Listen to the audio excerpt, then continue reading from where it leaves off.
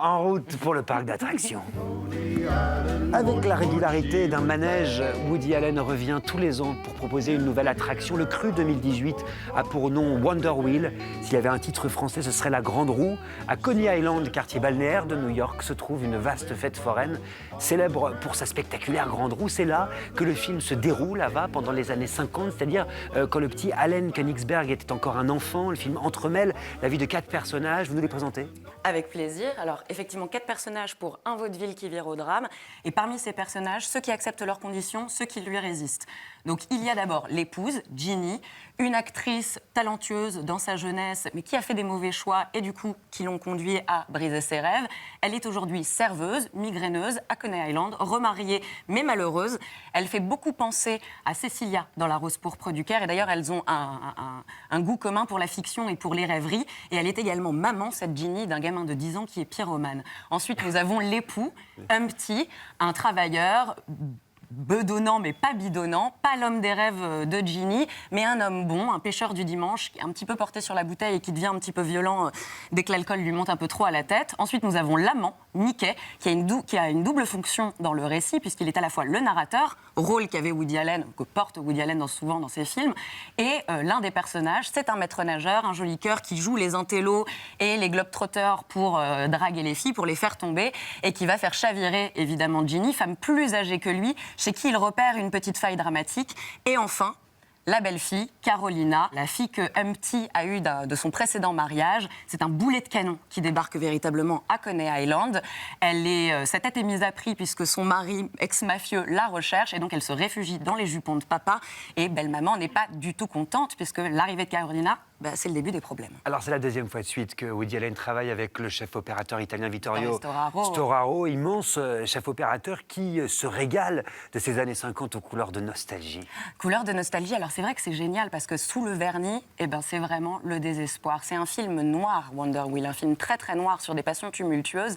Et la roue, qu'est-ce que c'est si ce n'est le barillet d'un revolver qui ne cesse de tourner en permanence. Alors je vous ai rapporté une séquence, même 2, c'est l'arrivée de Carolina dans Coney Island, à Coney Island. Alors c'est un petit peu Carolina au pays des merveilles, vous le voyez, les couleurs, les sons de la fête, la foule, les manèges, et ce panneau sur lequel la caméra va marquer une pause, qui est finalement le point de bascule, le moment où la destinée de Carolina va changer, le changement de dimension. Alors qu'est-ce qu'elle cherche, Carolina ? Elle cherche un restaurant dans lequel se trouve Ginny, le Rubis Club, voilà le restaurant. Et Ginny, c'est sa belle-mère, elle ne la connaît pas encore. Donc on va s'engouffrer dans le terrier, du lapin blanc mais sans lapin blanc, à contre-jour totalement. La silhouette va petit à petit arriver dans la lumière, et là, elle arrive jusqu'à la reine de cœur, Ginny. Il y a déjà un obstacle entre les deux femmes, c'est ça, un obstacle physique, un comptoir. Et on comprend bien que Ginny soit décontenancée par cette jeune fille, Carolina, qui est une véritable bombe blonde, et une bombe qui s'amorce. Et en jeu, il y a quoi ? Il y a Mickey, qui est l'amant donc, de Ginny. Et ce que craint absolument Ginny, c'est qu'on lui pique Mickey. Le Mickey, le voici avec Carolina en voiture. Alors on a complètement changé de cadre, on est beaucoup plus rapprochés. C'est plus doux, c'est plus sensuel. La colorimétrie a changé et bien sûr il y a les gouttes de pluie sur les vitres. Et on sait à quel point la pluie a une valeur romantique et symbolique chez Woody Allen.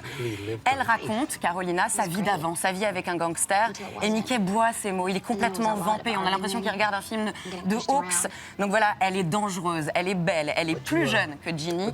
Elle a le goût du risque et le parfum du risque. Forcément, la fatalité, elle est là. La roue tourne pour Ginny et elle est poussée par la pluie et par les jolies blondes comme Carolina. So eventually the whole thing blew up and we split. But the FBI got to me and I was all mixed up and scared and I said things. Je vous laisse écouter parce que c'est sublime.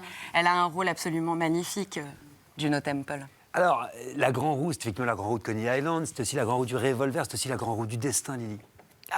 Oui, alors, il tombe mal. Moi, ce qui m'interroge, c'est d'être à ce point à côté, justement, de l'actualité. Au-delà de ce qu'on peut reprocher ou pas à Woody Allen, c'est de tomber aussi mal. Je veux dire, là, pour moi, c'est un film très poussiéreux. Moi, je ne l'aime pas du tout, ce film-là, parce que je trouve que tout est anecdotique. Il utilise des codes du théâtre de Broadway, de Jeanne O'Neill, vus, revus. Tennessee Williams. Oui, chose, surtout Tennessee Williams. Mais C'est plus que nostalgique, c'est passé. Je trouve que c'est passé, poussiéreux, emmerdant. Et pour moi, c'est comme s'il y avait deux Woody Allen, celui qui fait Blue Jasmine et celui qui fait des films. Mais comme il y a un Wonder raccordement Wheel. entre Blue Jasmine et Wonder Je ne Wheel. trouve pas le raccord entre les deux. Je le trouve mal écrit, et c'est étonnant de dire ça sur Woody Allen, mais je le trouve mal écrit. Moi, c'est justement pour ça que je l'aime. Je l'aime pour son rapport au théâtre de Tennessee Williams. Moi, j'avais vraiment l'impression de voir une relecture en fait, d'un Tramway nommé Désir. Mais c'est tellement évident. Je veux dire, la façon dont, par exemple, Justin Timberlake apparaît avec son maillot de corps blanc comme une espèce de fantasme érotique pur. Brando des bonnes familles, ouais. Et en fait, il réinvente. C'est quand même ce qu'on vient chercher chez Woody Allen. C'est d'abord l'écriture et la réinvention des personnages. Là, il réinvente Blanche Dubois, qui était la grande héroïne d'un Tramway nommé Désir, et qui est un personnage qui devient encore plus compliqué, encore plus hystérique, encore plus problématique que le personnage de Blanche Dubois. C'est véritablement toujours la problématique de l'héroïne romantique, c'est-à-dire quelqu'un qui va chercher à un moment donné à inventer son propre destin et qui peut-être en cherchant constamment à inventer son propre destin pour trouver sa liberté. Il réussit quand même l'exploit de rendre cette actrice merveilleuse chiante et inaudible. Mais un Oscar pour Kate Blanchett, pour Kate Winslet. Kate Winslet, Marie. moi, il y a un moment, elle devient inaudible. Mais en fait, c'est intéressant parce qu'on aime ou on n'aime pas le film exactement pour les mêmes raisons. Moi, j'aime pas du tout son devenir Blanche Dubois. Ça me fatigue. Je trouve que c'est super vieillot, super poussiéreux, que c'est prévisible à mort. Je veux dire qu'on sait très très vite, on sait dès les 10 premières minutes où ça va. Et parlons de Justin Timberlake, qui a un vrai problème dans le film. N'est pas Brando qui veut. C'est vraiment le Brando du pauvre. De pacotille. Mais oui, mais si. Il y a un petit côté. Mais on en joue. C'est un sont des personnages. Mais oui, bien sûr.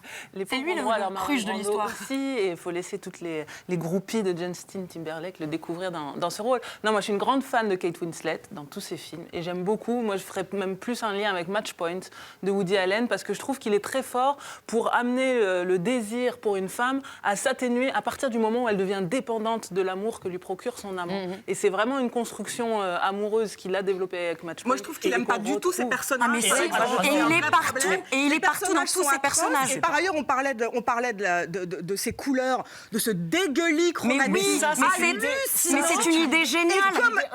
Vous me laissez finir une phrase. Comme je m'ennuyais beaucoup pendant le film, j'ai eu le temps de me demander sans arrêt d'où vient cette lumière. Voilà.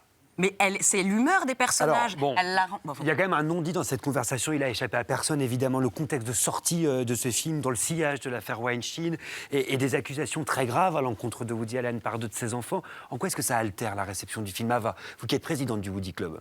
Moi, je pense que c'est dangereux de voir les films de Woody Allen aujourd'hui seulement à travers ce prisme-là, seulement à travers le prisme de l'actualité. C'est un film qui parle des années 50, c'est un film qui fait du neuf avec du vieux, mais je pense que c'est un peu dangereux, effectivement, de toujours associer ça. Après, le risque de ces affaires-là, c'est que ça désengage le public à aller voir ce film qui est une merveille. Et je pense qu'il faut véritablement... Mais Marie, peut-on au moins l'oublier, en fait, cette actualité qui est partout? Le nom de Woody Allen apparaît partout, tout le temps.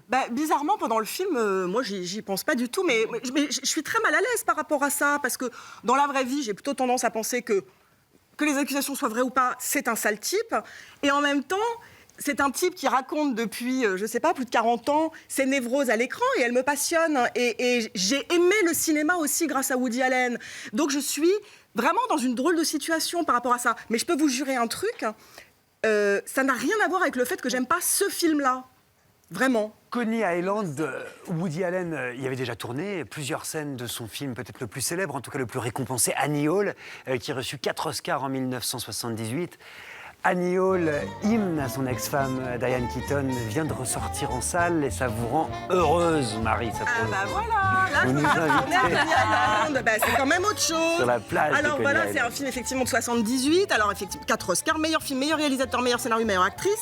Et ce qui m'a intéressé, c'est de vous choisir un extrait qui se passe à Coney Island et qui a il y a plein de croisements en fait avec Wonder Wheel. Alors évidemment, la photo c'est autre chose, hein. C'est Gordon Lewis, donc effectivement ça ne vomit pas étrangement. Et c'est même une photo, regardez, on dirait une carte postale. C'est même une photo d'un Coney Island Gordon passé Willis, hein. à l'arrêt en fait. C'est la photo d'un Coney Island fantomatique. Et donc pourquoi? Parce que il revient sur les traces de son enfance. Regardez, on dirait une photo de famille, mais qu'est-ce qui se passe dans le coin? coin à gauche, eh ben, il visite son passé, Woody Allen, sans arrêt dans Annie Hall. Donc là aussi, on est à Coney Island. Là aussi, il y a un couple qui s'engueule. Là aussi, il y a un petit rouquin dans un coin. Regardez tout en bas, c'est Woody lui-même. Sauf que la magie de Woody Allen et la magie d'Annie Hall fait qu'il se balade physiquement avec ses copains et avec sa meuf. Il leur parle, ils peuvent pas l'entendre. Et tout à coup, vous allez voir, avec ce changement de contre-champ, bim, on est dans un autre souvenir. Et là, c'est comme un film de famille qui se déroule. Pourquoi ça tremble? Eh bien, parce que la grande roue, elle est derrière, là aussi, elle occupe le terrain. Donc là, elle a carrément fait renverser l'appartement.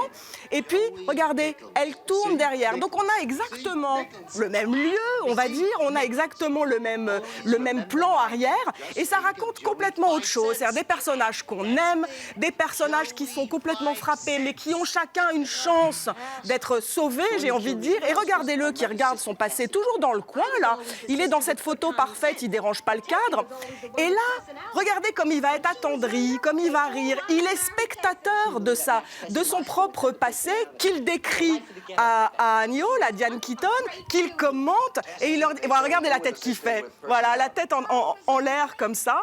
Et je trouve que ce qui est merveilleux, c'est que c'était un film tellement inventif, parce qu'il y a ça, il y a les moments où lui vient s'adresser au spectateur et le prendre à témoin dans Annie Hall. Au milieu d'une dispute, il s'arrête, il se retourne vers la caméra et dit « Oh là, vous en pensez quoi? Vous étiez là, vous avez bien entendu, elle m'a bien dit ça. » Eh bien, c'est quand même autre chose que Wonder Wheel et son petit théâtre poussiéreux. Ava. Ça n'a pas la même fonction, ça n'a pas la même valeur. La nostalgie, par exemple, dans Annie Hall, elle est douce, alors que la nostalgie dans Wonder Wheel, elle est amère, elle est désenchantée. À quoi conduit la nostalgie pour Ginny? Au bovarisme. C'est vraiment la rupture entre la réalité et la fiction. C'est pour ça que Blue Jasmine, on y pense en permanence quand on regarde Wonder Wheel. Après, ce que tu dis, c'est qu'il y a un point commun qui est énorme. C'est le personnage de Richie, effectivement, le fils de Ginny, qui est ce petit rouquin Alvy Singer qu'on voit dans Annie Hall, le t-shirt rayé du voyou, celui qui sèche les cours pour aller au cinéma.